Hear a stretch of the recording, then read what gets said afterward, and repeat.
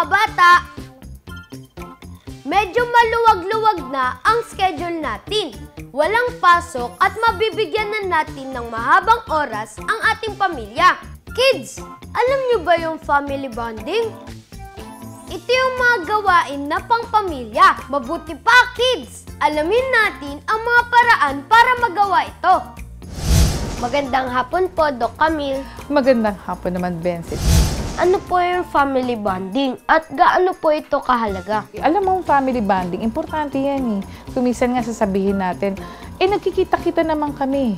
Oo, nagkikita-kita kayo, pero nag-uusap-usap ba kayo? O nagkakaroon ba ng pagkakataon na yung mommy mo or yung daddy mo, kasama mo talaga na gumawa ng isang bagay na something na magiging creative kayo parehas, or at the same time, meron kayong na-spend na quality time. Halimbawa, magpapaturo kayo ng pagluluto, tapos kasama si mami, and then iso-surprise nyo dahil kasi nakagawa kayo ng something na maganda. Pangalawa, yung mga tinatawag nating family bonding na kahit na pumunta lang sa park, pero magkakasama kayo, magpipiknik. So yun lang mga bagay na yun, yung family bonding na yun, epektibong pamamaraan para makapag-usap sa mga magulang nang hindi ka natatakot. Kasi kung minsan may papaalam ka pa lang, natatakot ka na ang gagawin mo, hindi mo na lang sasabihin kay mommy or daddy, tatakas ka na lang. Ito na nga yung pagkakataon na pwede nyo sila makausap at mapag-isipan, lalo na kung mayroong mga bagay-bagay na gusto nyo na interest na sana makapag-enroll ako dito, kaya lang hindi nyo masabi. So yun yung time na pwede nyo gamitin.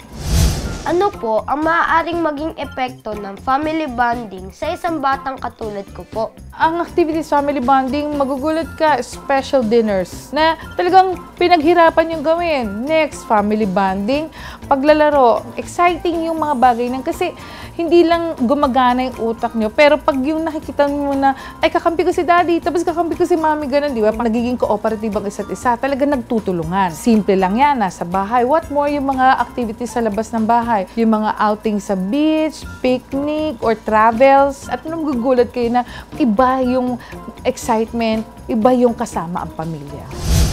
Ayan mga bata! May mga idea na tayo kung ano yung maaari natin magawa kasama ang ating pamilya. Sa ganitong paraan, mas nagiging malapit tayo sa kanila. Mas nararamdaman natin ang kahalagahan ng bawat isa. Nakapagpapatibay ito ng relasyon ng isang pamilya. Pero higit sa lahat, dapat hilingin natin sa Diyos na lagi tayong samahan at ingatan ang ating buong pamilya. Kids! May naisip na ba kayong gawin ngayong bakasyon? Tulad ng mga summer classes? Alam niyo na ba kung anong gusto niyong gawin? Mabuti pa, samahan niyo akong alamin bukas kung loloobin ng Diyos kung para saan ang mga summer classes at kung ano ang halaga nito. Hanggang sa muli, dito lang sa Bensi Bibo!